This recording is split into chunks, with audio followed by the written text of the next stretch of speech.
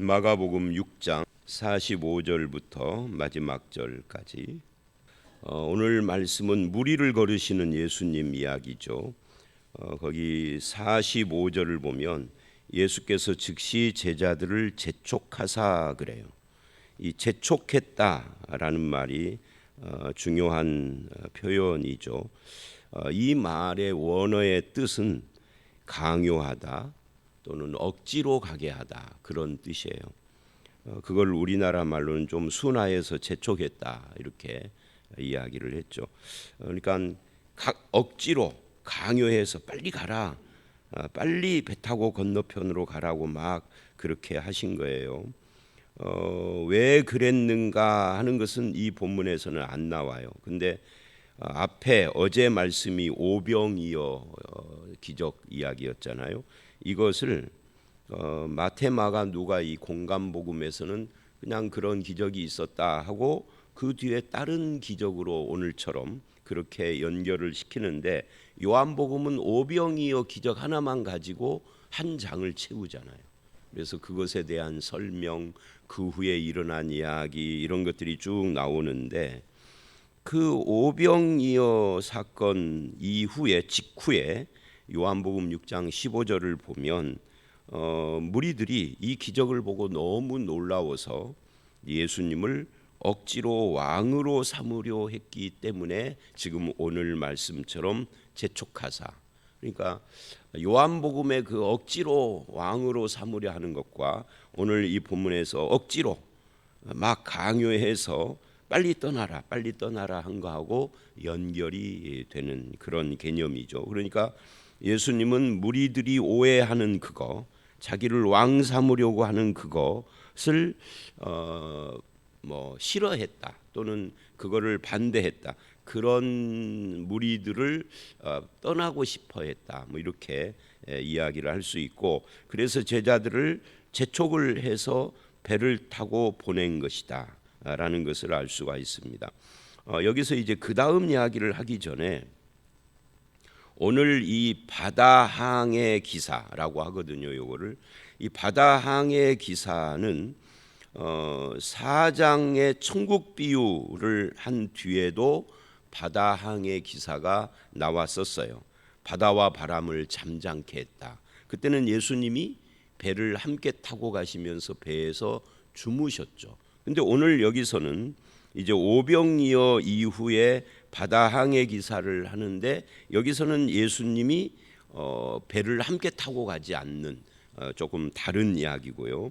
나중에 8장 11절 이하에 거기 이제 칠병이어 이후에도 바다항해 기사가 나옵니다. 그러니까 이 바다를 항해하는 이 내용이 계속해서 등장을 하는 거예요. 갈릴리 바다를 놓고 여기 갔다 저기 갔다 하는 그런 모습을 볼 수가 있는 거죠. 그래서 갈릴리 바다가 동그랗게 생긴 게 아니라 뭐라고 그럴까요? 마치 뭐처럼 생겼느냐면, 이걸 뭐라고 표현해야 되지?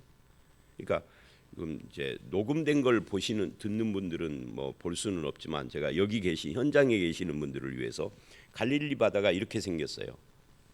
이런 식으로.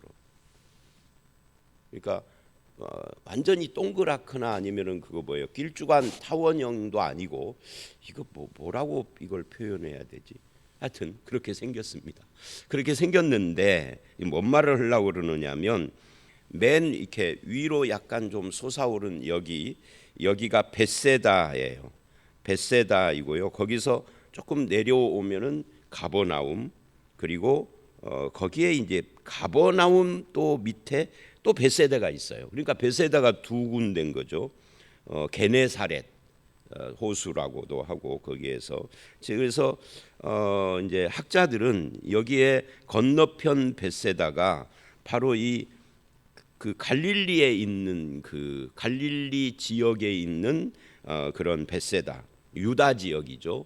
라고 하는 분들이 있습니다. 이거를 제2 벳세다 설이라 그렇게 이야기를 해요.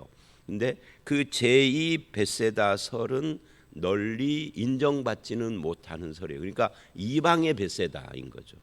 이방의 벳세다 저 위쪽으로. 그렇게 뭐 이야기를 할 수가 있는데 어쨌든 이 그 바다 항해 사건, 갈릴리 바다 항해 사건이 계속해서 이렇게 몇 번씩 나오는데 이걸 통해서 뭐를 하느냐면 어떤 전환, 이 누가복음 마가복음의 전환점이 된다. 그래서 이런 상황에서 예수님은 제자들도 그런 분위기의 영향을 받을까 염려하시는 거죠. 잘못된 그런 기대와 잘못된 생각에 빠지지 못하도록 재촉을 한 거다. 억지로 막 강요를 했다 그 말이죠. 뭐 쟤네들이 지금 나를 왕으로 삼으려고 하는데 제자들이 거기에 물들면 제자들이 나중에 가서 예루살렘 입성할 때는 한 자리를 차지하고 싶은 욕심이 생기기는 했으나 지금 여기서도 그런 생각을 할까봐 염려하신 것이다라고 할 수가 있습니다. 열광하는 그런 무리들과 제자들을 격리시키기 위한 것이죠. 여기서 잠깐 우리가 생각해야 할 것은 예수를 믿거나 또는 저처럼 목사가 되거나 이렇게 하는 목표, 최종 목표가 뭐죠? 예수 믿어서 출세하는 건가요? 예수 믿어서 부자 되는 건가요? 목회를 잘해서 대형 교회를 만들면은 명예가 있고 그래서 무슨 이런저런 단체에 무슨 뭐 고문도 되고 장도 되고 위원도 되고 그런 건가요? 하다못해 이제 한국 같은 경우에는 100여 년 전에는 100년 전에는 똑똑한 사람들이 많지 않아서 똑똑하지 않다는 것을 국민 교육이 잘 안 돼 가지고 그래도 좀 뭐 글이나 좀 읽고 뭘 좀 듣고 배운 사람들이 목사들이 많아서 그래서 초대 우리나라의 100년 전은 아니죠. 45년 1945년 48년이니까 그 이승만 건국을 할 때 재헌국회 목사들이 꽤 많았어요. 그것이 목사가 되는 목표인가요? 국회의원도 되고 장관도 하고 막 이런 거 아니면 요즘은 이제 그런 시대가 아니니까 그래서 제가 언젠가 주일 설교 시간에 그 이야기 했었잖아요. 저한테 친구 신청 페이스북 친구 신청을 들어왔는데 그 친구 가서 그 프로필을 보니까 야 징그럽게도 30몇 가지의 그 프로필이 있더라고. 그래서 그냥 끊어버렸어요. 그런 사람하고 같이 옆에 있으면 물들어. 그죠? 빨리 배 타고 가야 돼. 빨리 배 타고 어디로 가야 할까요? 여기는 배 탈 데가 없는데 일본으로 가야 되나? 하여튼 빨리 가라 이 말이에요. 저들의 분위기에 휩쓸리지 말아라. 그리고는 예수님은 뭐예요? 46절 기도하러 가세요. 무리를 작별하신 후 기도하러 산으로 가시니라. 이 산으로 갔다는 것도 참 재밌는 표현이죠. 이런 상황 속에서 막 인기가 절정으로 오르는데 예수님이 사라져버리고 어디로 가버렸어. 제자들도 몰라. 산으로 갔어. 도시로 간 게 아니라 그 인기하고 멀어져 버리는 거죠.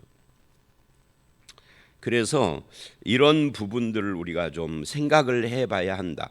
이 재촉에서 건너편으로 가라 하고 자기는 기도하러 산으로 가고 이 기도하러 이거는 이제 여러 가지 의미를 품고 있겠죠. 예수님 비록 하나님의 아들이지만 하나님과 늘 기도라는 게 뭐예요? 기도는 여러 가지 또 의미가 있어요. 나의 소원을 아뢰다든지 내 문제를 아뢰다든지 그런 것도 있지만 그런 것은 근본적인 것이 아니에요. 그거는 2차적인 것이죠. 근본적인 기도의 의미는 뭐예요? 소통이죠. 하나님과의 교통이죠. 하나님과 교제하는 거예요. 뭐 기도는 호흡이다, 기도는 뭐 대화다 이런 말을 하는데 뭐 호흡도 좋고 대화도 좋은데 하나님과의 교제인 거예요. 하나님과 교제를 하는데 여러분은 여러분 자녀들과 어떻게 교제합니까? 다다다다다다 합니까? 랄랄랄라 합니까? 이렇게 하는 거죠. 재석아 밥 먹었냐? 오늘 학교에서는 어땠어? 이렇게 하는 거죠. 근데 재석아 밥 먹었냐? 학교 밥은 어땠어? 이래야 되는 것을 랄랄랄랄랄라 이러면은 이게 교제인가요? 대화인가요? 글쎄 하나님은 알아들으신다 그러면 할 말이 없는데 대화는 그렇게 하는 거 아니죠. 혼자 막 씨부렁거리는 것도 아니죠. 대화는 하나님의 말씀을 듣고 나도 말을 하고 때로는 그것이 내 소원일 수도 있고 내 문제일 수도 있고 누군가를 위한 중보일 수도 있고 뭐 여러 가지가 내용으로 들어갈 수는 있으나 그래서 예수님도 하나님의 아들이지만 뭐가 필요했다? 기도가 필요했다 이러면 오해하니까 하나님과 교제가 필요했다. 하나님과 교제를 하려면 뭐가 준비가 돼야 되죠? 한적한 곳이 필요했죠. 사람들이 막 붐비는 곳에서 왕 삼으려고 하는 그런 곳에서 기도하기는 적당치 않잖아요. 꼭 예배당에 와야 된다 이 말이 아니라 한적한 곳, 여러분의 집이라 할지라도 그렇게 해서 무리와 작별을 했다. 그리고는 제자들은 건너편으로 가게 했습니다. 그런데 문제는 뭐냐면 48절입니다. 거기에 보면 갑자기 이런 말이 나와요. 바람이 거스름으로 제자들이 힘겹게 노젓는 것을 보시고, 이 바람이 거슬렸다 하는 이 표현이 또 의미가 있습니다. 그래서 밤새 고생을 해요.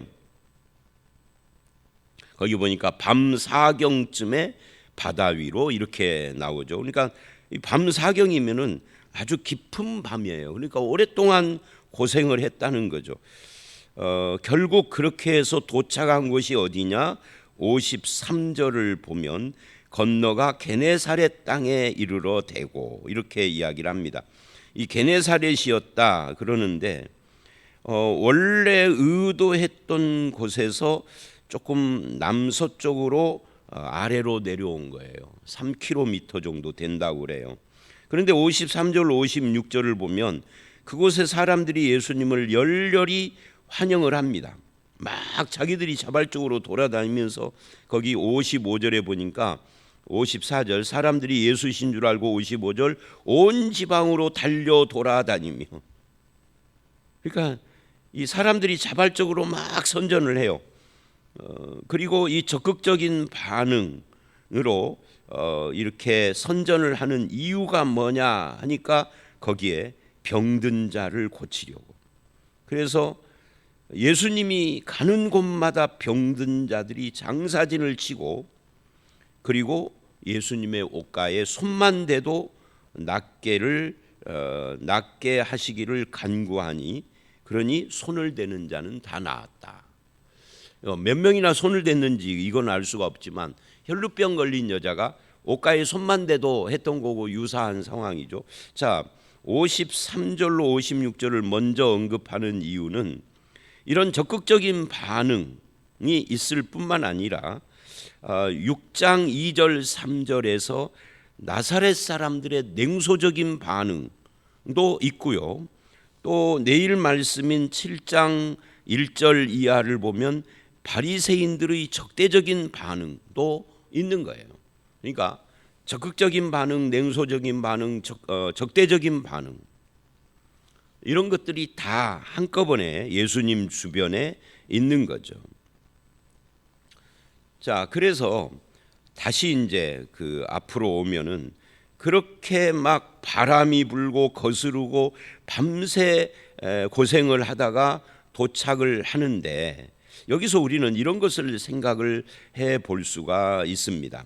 그게 뭐냐면 예수님이 막 가라고 해서 억지로 막 재촉을 하고 강요를 해서 가는 길에 바람이 불어요. 그것도 그냥 바람이 아니에요. 산들바람이 불어서 시원하게 해주는 것이 아니라 죽게 됐단 말이죠. 막 어려움과 힘겨운 투쟁을 해야 하는 그런 바람이 부는 거예요. 그럴 수 있나요? 그럴 수 있는 거죠. 하나님이 가라 하는 길을 가면은 평탄함만 있다 하는 것은 그건 그냥 전설이에요. 그렇지 않아요. 하나님이 가라 하는 길은 분명히 하나님의 뜻의 길인데, 하나님의 뜻에 합당한 길을 걸어가도 힘겹게 노를 젓고 바람이 불어서 우리 앞길을 가로막는 이런 일들이 얼마든지 있을 수 있다. 그러면 이거를 반대로 뒤집으면 내가 가는 길에 어려운 일이 생기고 그것이 힘겹게 투쟁을 해야 할 일이 생기고 막 내 앞에 인생을 막 가로막고 뒤흔드는 일이 생긴다고 해서 하나님을 의심하고 하나님의 뜻을 의심하고 내 믿음이 흔들리고, 이거는 안 된다는 거죠. 하나님의 뜻을 따른다고 해서 평탄함만 준다라는 그런 보장이 없어요. 성경은 그렇게 말하지 않아요. 여러분 금방 우리가 떠오르는 것도 아버지 야곱은 하나님의 뜻을 따르다기보다는 막 자기 잔꾀로 살았는데 아들 요셉은 하나님의 뜻을 따랐잖아요. 그런데도 직사게 고생을 하고 감옥 가게 들어가고 결론이 좋아서 우리가 착각을 하는 거지 결론에 이르기까지 과정은 엄청나게 고생을 했어요. 17살에 잡혀가서 결론이 좋은 건 30살이니까 13년을 고생을 한 거죠. 이게 요셉만 그러는 건 아니에요. 그래서 이 밤새 바람이 불어서 힘겹게 이게 고생을 하는 이 장면과 하나님이 억지로 재촉하사 예수님이 그렇게 길을 떠나게 하신 것과 그리고 자신은 기도하러 홀로 산으로 가버린 이 부분들이 쭉 연결이 되는 겁니다. 자기를 세상의 왕으로 세우려는 무리들의 달콤한 유혹과 또 한편 닥쳐올 이 환난을 앞두고 자기가 가야 할 길 거기에 하나님과의 교제가 절대적으로 필요했기 때문에 그랬지만 제자들은 예수님이 홀로 기도하러 가는 통에 지금 엄청 힘들게 노를 젓고 있었다 하는 거예요. 이 거스르는 바람, 이 밤 사경이요. 우리가 밤 그러지만 이게 우리나라 현대 시간으로 오면 옛날에는 뭐 사경, 삼경, 이경 뭐 이런 식으로 표현을 했는데 이게 지금으로 말하면 새벽 3시에서 6시 사이라고 그래요. 한 3시간 터로 이렇게 시간을 나눈 거죠. 우리처럼 뭐 24시간 이렇게 하는 것이 아니라 그러니까 이게 거의 새벽 3시에서 5시니까 6시니까 보세요. 지금 제가 이 설교하는 지금 여기가 5시 27분이거든요. 그러니까 이때란 말이죠. 그러니까 밤새도록 고생을 한 거예요. 그렇게 해서 다 지쳐가는 중에 이제 어떤 일이 생겼느냐 하면 48절서부터 52절 거기에 보니까 그거를 보시고 힘겹게 노젓는 것을 보시고 바다 위를 걸어서 그들에게 오사 그 희한한 표현을 해요. 지나가려 하시매 그래요. 이게 왜 이렇게 지나가려 하셨는지. 그런데 문제는 제자들이 바다 위를 걸어오시는 걸 보고 유령인가 하여 소리를 질렀다. 자유주의 신학자들, 자유주의 신학자라는 것은 뭐 또 진보주의라고도 하는데요. 우리는 진보 그러면 다 좋게 생각을 해요. 그런데 이 기독교에서 진보나 자유라는 개념은 좋은 개념이 아닙니다. 저들은 기본적으로 성경을 하나님의 말씀으로 안 믿는 데서 출발을 해요. 그럼 하나님의 말씀이 아니다. 그럼 뭐냐? 사람의 기록일 뿐이다. 그것도 여기저기 기록을 끌어모아서 어쩌고 저쩌고 해요. 하여튼 그런 건 우리가 알 필요가 없고요. 근데 그런 사람들은 이거를 말도 안 된다. 인간이 어떻게 바다를 걸어오느냐? 이건 아니다. 바다 걸어온 것이 아니라 바다로 걸어오는 것처럼 착각한 거다. 그렇게 설명을 하기도 합니다. 하여튼 그런 사람들은 그렇다 치고요. 여기서는 지금 바다 위를 걸어오셨다라는 것은 우리처럼 성경이 하나님의 말씀이라는 것을 믿는 이게 이제 정통 신학입니다. 이런 사람들은 이걸 어떻게 해석을 하느냐 하면 그러니까 예수 그리스도는 창조주시다 하는 거죠. 창조주니까 뭐예요? 여러분 보세요. 이 세상을 창조하셨다 그런 건 물질만 창조하고 사람만 창조한 것을 말하는 게 아니에요. 뭐도 창조한 거죠. 창조의 법칙도 창조한 거예요. 예를 들면 창조 세계에 들어있는 창조 세계를 운행하는 수많은 법칙들 중에 우리들이 그것을 과학이라는 이름으로 연구하고 막 그렇게 해서 개발해내서 쓰는 것들이 참 많잖아요. 그런 창조의 그 창조 속에 있는 창조의 원리들, 우리는 이거를 이제 안 믿는 사람들은 자연 법칙이라고 그러는데 자연 법칙이 그야말로 자연이 스스로 된 건가요? 즉 진화론처럼 그냥 자기 스스로 그런 법칙도 생기고 그런 건가요? 그런 건 아닌 거죠. 그래서 창조의 법칙을 지금 그 창조 세계에 있는 자연 법칙을 어기는 거예요. 이건 누구만 가능한 거죠? 창조주만 가능한 거예요. 창조주가 아닌데 바다 위를 걸으려면 조건이 필요하죠. 바다에 뜰 수 있는 무엇인가를 의지해야 하는 거죠. 그게 뭐예요? 그게 배죠. 배도 사실은 인류 처음부터 있었던 것이 아니라 바다라는 이 바다나 호수라는 여기를 뜰 수 있는 부력의 원리를 발견을 해서 인간이 쓰는 거지 처음부터 있었던 게 아니잖아요. 그런데 그것을 아예 거슬러 버렸어. 그 창조주시다 하는 거예요. 유령이 아니다 창조주다 하는 것을 이렇게 보여주는 거죠. 근데 사람들은 그걸 보고 유령이다라고 생각을 한 거예요. 그들이 50절 예수를 보고 놀랐기 때문인 거죠. 그래서 예수님이 그들에게 말을 하는 겁니다. 그들에게 이렇게 말을 하죠. 안심하라, 내니 두려워하지 말라.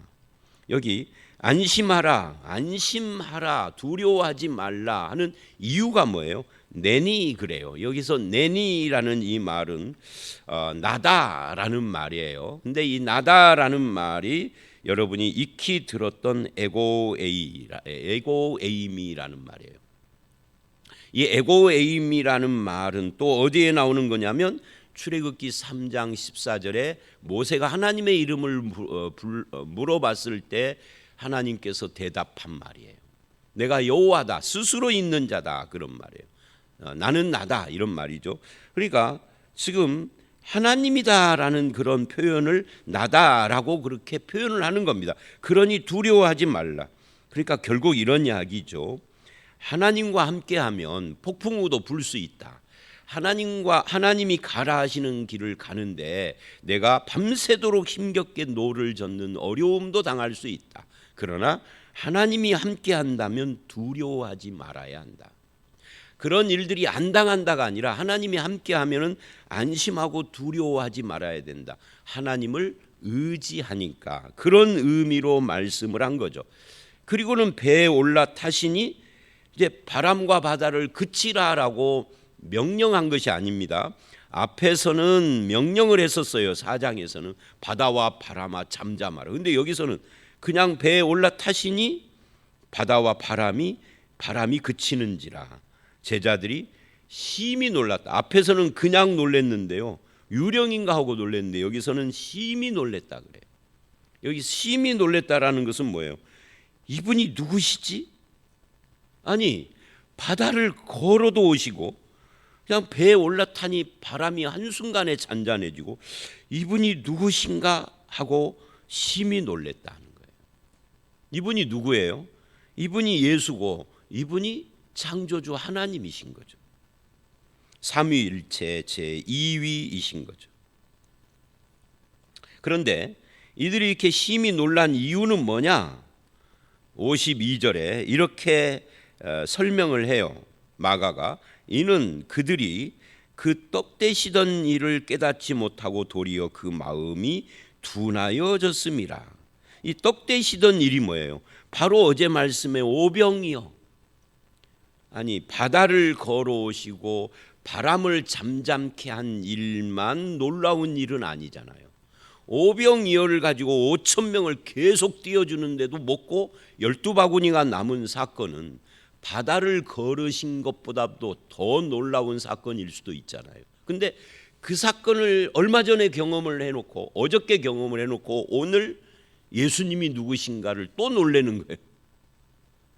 여기서 이제 제가 덧붙인다면 이거는 심히 놀랄 일이 아니라 누가복음의 설교에 어제도 제가 설교하다가 그런 이야기를 1부 때는 안 했는데 2부 때 이제 사람들이 놀라거든요. 예수님의 그런 그 기적을 보고. 근데 거기서는 놀랄 일이 아니라 그 주님 앞에 엎드려 고백을 해야 하는 거죠. 근데 사람들은 놀라고 끝나요. 아직 신앙 고백을 않는 거예요. 그냥 우와 이분이 누구시죠? 끝나버려. 사실은 주는 그리스도십니다. 하나님의 아들이십니다. 이 고백이 나와야 하는 거거든요. 오병이어와 바다 항해 기사가 연이어지면서 이 고백을 해야 하는데 아직 않는 거예요. 예수님이 이런 기적을 보여주시는 목적이 거기에 있는데 여러분 우리도 놀라기만 하면 안 됩니다.